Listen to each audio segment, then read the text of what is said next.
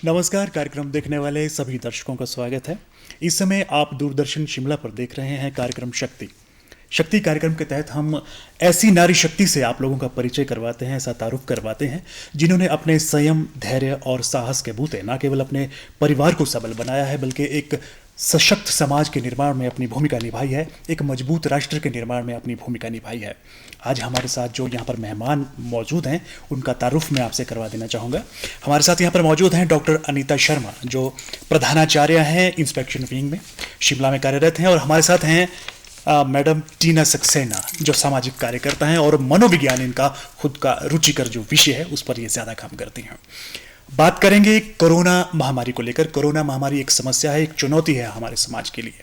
वर्तमान में अगर हम बात करें तो विश्व स्वास्थ्य संगठन हो या भारत सरकार का स्वास्थ्य मंत्रालय, इन्होंने ये बताया है कि कोरोना महामारी कब तक चलेगी इसका कोई एक तय निश्चित समय सीमा नहीं है। हो सकता है ये एक लंबे समय तक चले। तो ऐसे में मानव जीवन को कोरोना महामारी के साथ ही जीना होगा। तो सबसे पहले यही जानना चाहूँगा कि मैम, कोरोना महामारी के रहते हुए मानव जीवन को जीना होगा, उसे उस महामारी के दौर में साथ साथ चलना होगा, कितना इत्तेफाक रखती है आप? देखिए, जैसे ही कोरोना महामारी जो है पूरे विश्व स्तर पर इसने जो है वो पूरी मानवता को अपनी चपेट में लिया है जी। उसमें जो विश्व स्वास्थ्य संगठन की ओर से जो दिशा निर्देश दिए गए थे, मेरे ख्याल सभी देशों ने जो है उन्हें बहुत अच्छे से जो है वो उनका पालन किया है।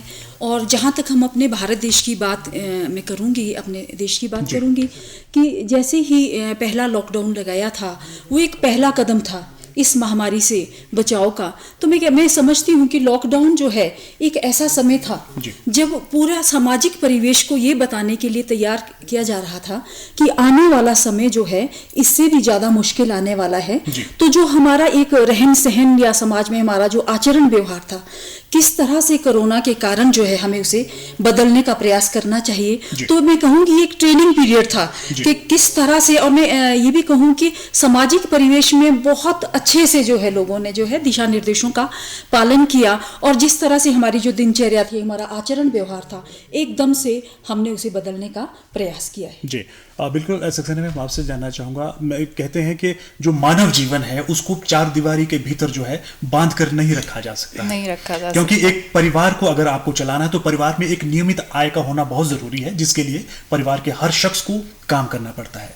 ठीक यही बात राष्ट्र पर भी निर्भर करती है। अगर एक राष्ट्र को मजबूत बनाना है, उसकी अर्थव्यवस्था का जो पहिया है उसे चलाना होगा, और उसके लिए जो हमारा जनजीवन है उसको सामान्य रूप से फिर से उसी रफ्तार में आना होगा, और उसके लिए अब प्रयास किए जा रहे हैं। तो आप कितना इत्तेफाक रखती हैं कि कोरोना काल के साथ जीवन को साथ साथ चलना होगा? ऐसे हमें क्या एहतियात रखने चाहिए या क्या अनुशासन हमें इस बदलती जीवन शैली में अपनानी होंगी? आप बिल्कुल ठीक बता रहे हैं, क्योंकि ये चीज़ जैसे आप पहले कह रहे थे, इसका कुछ पता नहीं कब खत्म होगा, कब नहीं खत्म होगा।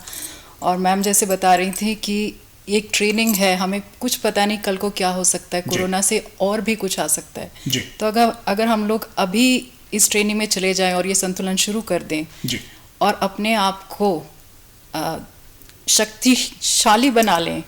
काफ़ी लोग इससे शक्तिहीन हो रहे हैं क्योंकि उनको लगता है डर फैलना शुरू हो रहा है। जी बिल्कुल। अगर हम अपने मानसिक स्थिति को बैलेंस कर लें, उसमें संतुलन बना लें, अपने आप को शक्तिशाली बना लें और आत्मविश्वास के साथ आगे चलें, और जो गवर्नमेंट बताती है, एडमिनिस्ट्रेशन बताती है, उसके साथ थोड़ा सा अपनी ज़िंदगी में डिसिप्लिन डाल लें, तो उससे अच्छा। जी बिल्कुल। सरकार के द्वारा जो भी एडवाइजरी जारी की गई है, इसको लेकर जो भी एडवाइजरी जारी की गई है, उसको हमें अपने जीवन दिनचर्या में शामिल करना है, और उस पर अमल करते हुए हम कोरोना के प्रभाव से अपने परिवार को बचा सकते हैं, समाज को बचा सकते हैं, राष्ट्र को बचा सकते हैं। कोरोना वायरस के इम्पैक्ट की अगर हम बात करें, उसके प्रभाव की बात करें, जैसा कि आपकी जो क्षेत्र है, आप प्रधानाचार्य हैं, तो अगर हम बात करेंगे किस तरह से इसके समाज पर क्या प्रभाव पड़ा, अगर जैसे कोरोना महामारी का जो ये हमने काल देखा है, मार्च महीने से ये शुरू हुआ है, उसके बाद हमने लॉकडाउन पीरियड देखा, अब धीरे धीरे से जो है जनजीवन जो है वो सामान्य होने लगे हैं, हालात सामान्य होने लगे हैं।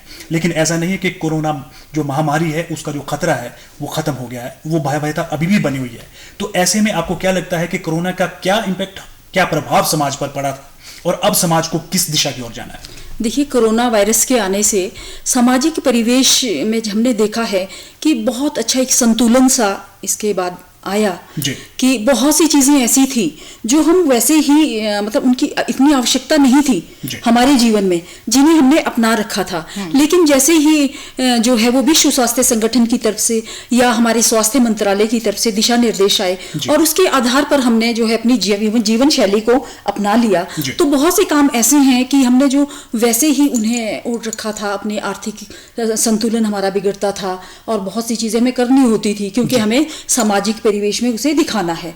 तो दिक्कतें आई, सामाजिक समारोह को करने में दिक्कतें आई कुछ भी, लेकिन ऐसा नहीं था कि प्रशासन ने इतनी अच्छी व्यवस्था की थी कि सबका जीवन सुचारू रूप से चला है। तो मैं ये समझती हूँ कि समाज में ठीक है बहुत सी प्रॉब्लम्स हमें आई हैं, लेकिन ऐसा भी नहीं है कि हमारा जीवन जो है एकदम से, जीवन की रफ्तार एकदम से रुक गई है, हमारा जीना मुश्किल हो गया हो कोरोना से आने से। लेकिन प्रशासन ने हमें बहुत अच्छी सुविधाएं जो है वो प्रदान की है और हमने सामाजिक परिवेश में अगर हम देखें तो लोगों ने बड़ा अच्छा तालमेल जो है वो बिठाया है कि किस तरह से जीवन को जो है कोरोना काल में सुचारू रूप से आगे चलाया जा सकता है। हाँ, इतना जरूर है कि हमारी अगर समाज के साथ, समाज अकेला कभी भी इफेक्ट नहीं होता है, हमारी आर्थिकी उसमें जुड़ी होती है, हमारी शिक्षा का क्षेत्र उसमें जुड़ा होता है, हमारा स्वास्थ्य उसमें जुड़ा होता है।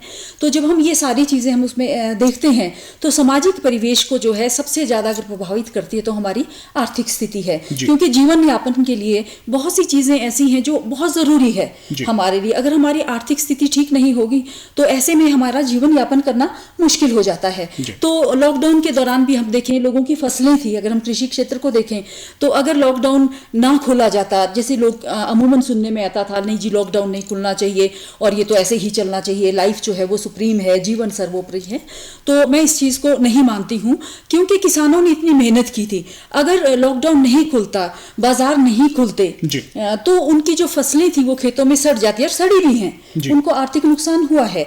तो अगर हम देखें कि हम ये नहीं देखें कि चार दीवारी के अंदर हम रहते हुए हमारे पास पर्याप्त खाने की खाद्य सामग्री है और उसके साथ जो है हम जी लेंगे, तो थोड़ा सा मैं ये कहना चाहूंगी, एक संदेश देना चाहूंगी इस मंच से कि अपनी सोच को हम लोग बदलें कि जीवन जीना सिर्फ जीवित रहना ही जो है वो जीवन नहीं है, जीवन को जीने के लिए पूरे परिवेश को साथ लेकर के चलना पड़ता है।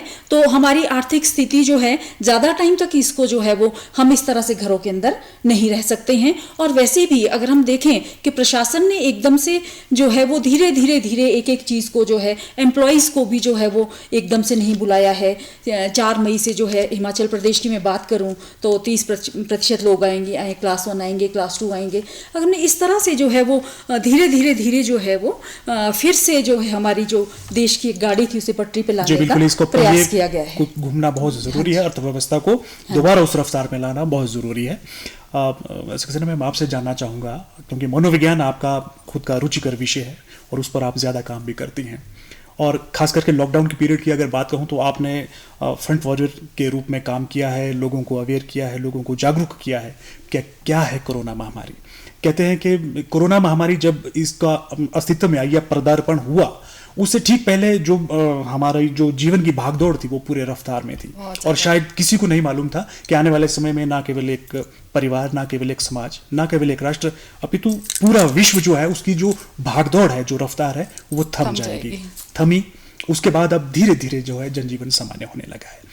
मानव की एक ये रहती है कि वो स्वच्छंद होकर जीना चाहता है। इससे पहले हमने स्वच्छंद जीवन जिया है, लेकिन लॉकडाउन के बाद की जो हमारी जीवन शैली है वो थोड़ी सी बदल कर आई है, अनुशासित ढंग से सामने आई है। तो जो आप जागरूक कार्यक्रम आपने लोगों के बीच में इस अवधि में चलाए हैं, तो आपको क्या लगा कि लोगों ने कितनी सहजता से उसको स्वीकार किया है?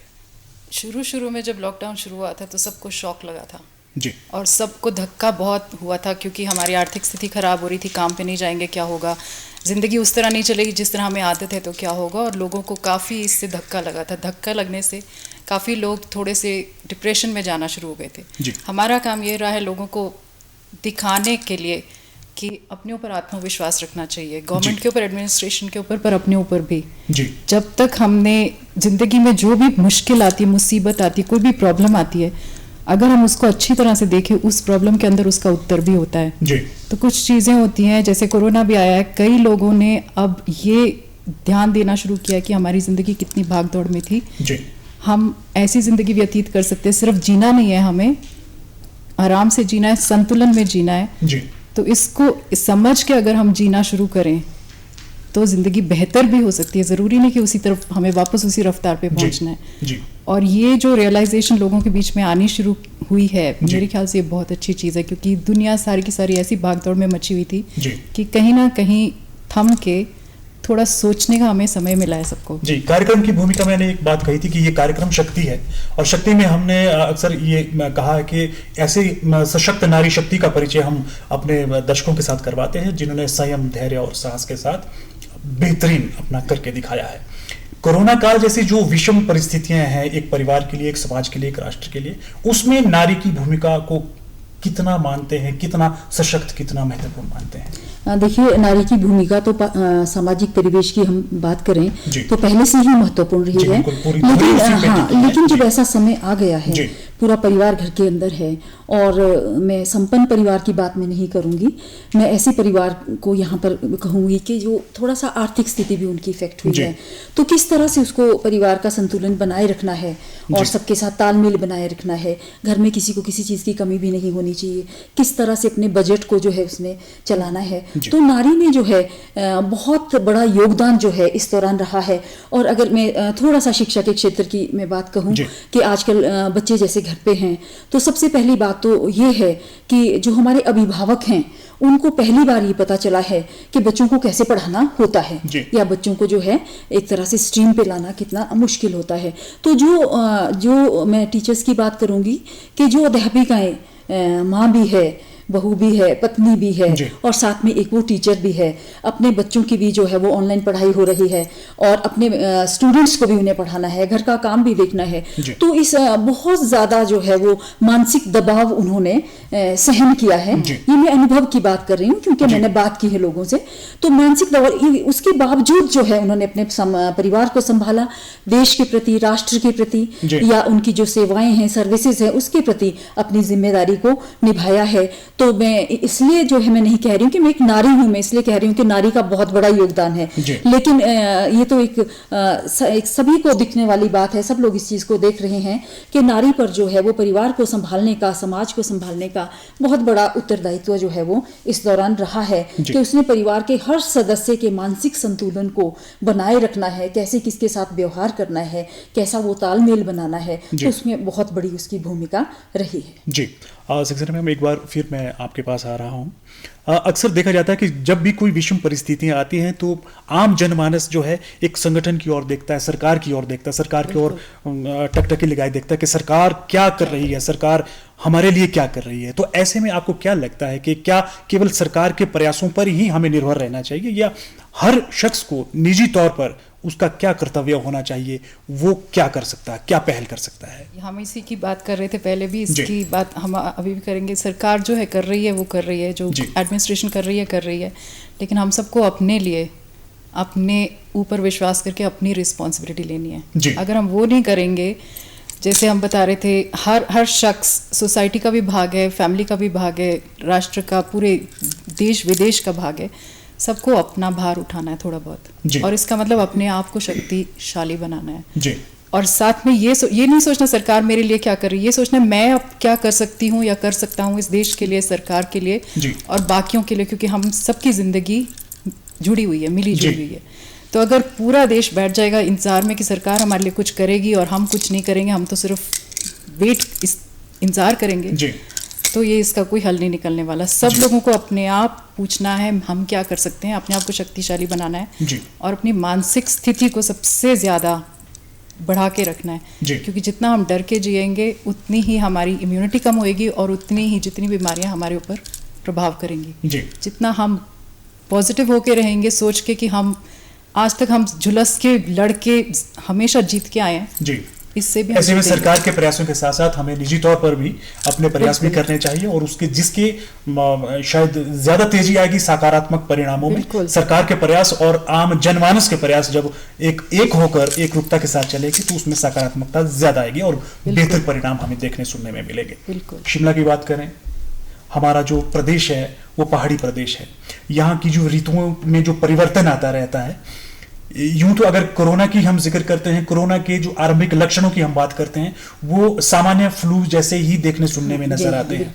तो यहाँ के लिए ये बहुत जरूरी हो जाता है क्योंकि जरा सा मौसम में जो ही परिवर्तन आता है, मौसम में परिवर्तन आने के साथ यहाँ पर आम फ्लू होना भी बहुत लाजमी सी स्वाभाविक सी बात है। ऐसे में लोगों में एक भय और शंका रहती है। तो आपको क्या लगता है कि ऐसे में लोगों को क्या एहतियात रखनी चाहिए? मैं कहना चाहूँगी कि अभी जो ये कोविड का दौर चल रहा है, इसमें सबसे बड़ी बात है कि हम भारतीयों को अपनी सभ्यता और संस्कृति को जानने का बहुत अच्छा अवसर मिला है जी। चाहे हम इंटरनेट के तौर पे देखें या व्यक्तिगत तौर पे देखें या किसी भी तरह से, या हमने बुक्स पढ़ी हो, कुछ भी हो, बहुत मौका मिला है। तो हमारा जो हमारी सभ्यता है, हमारी संस्कृति है, वो तो पूरी तरह से हमें तैयार करती है अगर हम उस पर चलें कि इस तरह के जो ये संक्रमण हैं वो उससे बचा जा सकता है अगर हम अपनी सभ्यता और संस्कृति। हमारा आयुर्वेदा क्या है, ठीक है, छोटे मोटे नुस्खे हैं, जैसे आपने आम फ्लू की बात की कि वो तो हमें वैसे भी हो जाता है, मौसम परिवर्तित होता है और हमें वैसे भी होता है, होता भी आया है, इससे पहले भी होता आया है। लेकिन आज ये स्थिति बन गई है कि कहीं ऐसा ना हो कि हम कोरोना पॉजिटिव हो जाएं, हमें संक्रमण चल रहा हो, हमें पता ना चले। लेकिन उसके लिए भी बड़ी डायरेक्शंस आई हैं कि आप जो है इनिशियल तौर पर अपने घर पर जो है वो आयुर्वेदिक जो हमें काढ़े बताए गए हैं, गर्म पानी का इस्तेमाल करें, घर जाने के अपने कपड़े धोएं, हाथ धोएं, नहाएं। अगर हम इस तरह की जो ये दिशा निर्देश हैं, हम उसका पालन जैसे हम कर रहे हैं, जब से भी जो है वो हमने काम करना शुरू किया है, तो उससे ये चीज हमारे आयुर्वेदा में है कि आप जो है वो काढ़ा बनाएं या किस तरह का भोजन कराएं। अभी मैडम ने इम्यूनिटी की बात कही है, तो अगर हमने अपनी रोग प्रतिरोधक क्षमता को बढ़ाना है तो हमारे खान पान में वो चीजें हैं जो हम अक्सर जो है वो उन चीज़ों को लेते हैं। हाँ, अगर ये जो हमारा आधुनिकीकरण जो है, आधुनिकता हमारे ऊपर छा गई थी, खान पान हमारा चला गया था, हमारी रसोई से वो चीज़ें उठ चुकी थी, अब दोबारा उसका प्रवेश हुआ है। ये एक सकारात्मक प्रभाव जो है वो हमें इस महामारी ने दिया कि हम फिर से अपनी सभ्यता और संस्कृति की ओर लौटे हैं। तो ऐसा नहीं है, छोटे मोटे फ्लू से हम बच सकते हैं। जी बिल्कुल, आयुर्वेदा जो है वो हमारी संस्कृति की देन है और हमारे लिए विरासत है। लेकिन हमारी जो बदलती आधुनिकता जीवन शैली रही है, उसमें हमने कहीं ना कहीं इसको नजरअंदाज कर दिया था। बिल्कुल, और शायद ये मौका मिला है कि दोबारा से हमने अपने बुजुर्गों से, हमने दादी नानी से जो ये नुस्खे सीखे हैं, उन नुस्खों को अपनाने का दोबारा से हमें मौका मिला है, जिससे हम निजात पा सकते हैं। कोविड के जो संक्रमण है उससे हम अपने परिवार को बचा सकते हैं। एक और अभी आपने बच्चों का जिक्र किया था कि महिला अपने बच्चों को जागरूक करती है, परिवार में रह के सुबह से शाम बच्चों के बीच में रहती है, उनकी ऑनलाइन क्लासेस लग रही है। ठीक वैसा ही सवाल है कि बच्चों को अब तैयार करना है आगे आने वाली परिस्थिति में। जैसे मैंने कहा कि अब धीरे धीरे जीवन जो है वो सामान्य होने लगा है, मंदिर खुल चुके हैं, शिवालय खुल चुके हैं, रेस्तरां खुल चुके हैं, बेशक उसमें अनुशासन एक रखा है। अब बारी है हमारे शिक्षण संस्थानों की, विद्यालयों की, पाठशालाओं की। तो ऐसे में जो बच्चे हैं उनको इसके प्रति अब तैयार करना होगा। ये जो समय काल है, घर में रहकर बच्चों को पहले से तैयार करना होगा कि अगर अब आप पाठशाला जाते हो, शिक्षण संस्थानों में जाते हो, तो आपका क्या अनुशासन रहेगा। देखिए, शिक्षण संस्थानों की मैं बात करूं कि शिक्षा विभाग ने, हिमाचल सरकार ने या भारत सरकार ने शिक्षा, ये जो पठन पाठन की प्रक्रिया है उसको सुचारू रूप से चलाने के लिए जो प्रयास किए। मैं एक बात यहाँ से बताना चाहूंगी कि हमारे जो शिक्षक हैं वो एक जो है कमरे के अंदर जो है एक पर्टिकुलर जो स्ट्रेंथ होती है स्टूडेंट्स की, उनको पढ़ाने के लिए ट्रेंड थे आज दिन तक। उसमें उनका बहुत अच्छा उनका तजर्बा है पढ़ाने का। लेकिन ये ऑनलाइन जो सिस्टम चला उसके लिए वो तैयार नहीं थे। उसके बावजूद इतना बढ़िया जो हमारा कार्यक्रम चल रहा है, तो उन्होंने कोशिश की है कि किस तरह से ऑनलाइन हम क्लासें लें। वो खुद भी वीडियो बना करके व्हाट्सएप को यूज़ कर रहे हैं, या ई लर्निंग आपका चल रहा है।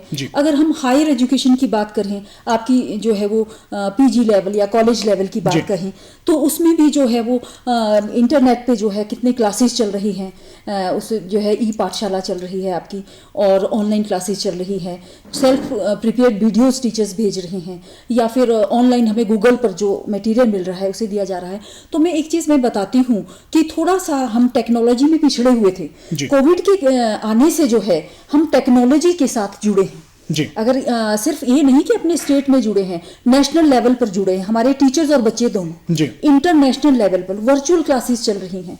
जो है जितने भी टीचर्स हैं वो ऑनलाइन इंटरेक्शन कर रहे हैं, अदर कंट्रीज के साथ कर रहे हैं या अदर स्टेट्स के साथ कर रहे हैं।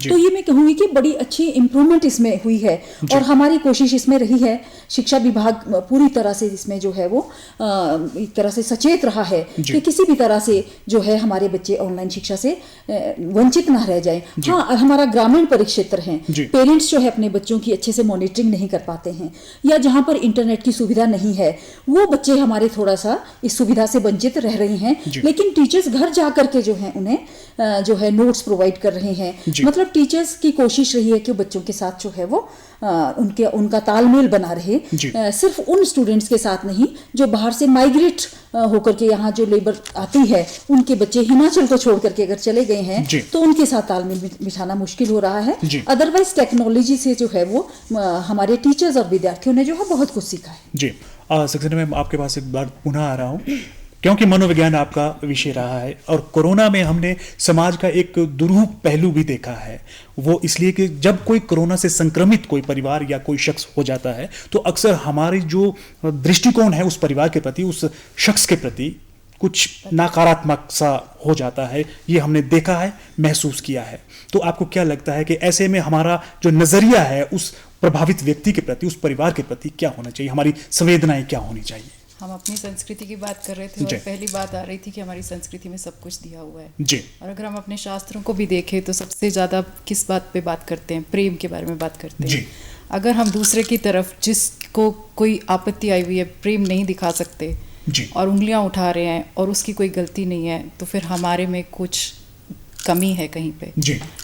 कल को हम भी उस स्थिति में अपने आप को पा सकते हैं। तो हमको ये सोच के चलना है कि हम सब जुड़े हुए हैं और जो किसी को हो सकता है हमें भी हो सकता है। दूसरे बंदे की तरफ, दूसरे की तरफ हमको प्रेम से देखना है और जो हम कर सकते हैं उसके लिए वो हमें करना है, क्योंकि हम जो दूसरे के लिए करते हैं वो हमारे ऊपर आती है बात जी, वो हमारे कर्मों में भी लिखा हुआ जी। बिल्कुल, हमें बिल्कुल संवेदन शून्य नहीं होना है उनके प्रति, बल्कि उनके प्रति हमें वैसा ही दृष्टिकोण रखना जैसा कि हम उससे पहले रखते हैं, एक मानव के नाते, एक इंसानियत के नाते उनके साथ हमें कोई ऐसा संवेदनहीन वाला दृष्टिकोण नहीं रखना है। आप क्या कहना चाहेंगे मैम इस पे?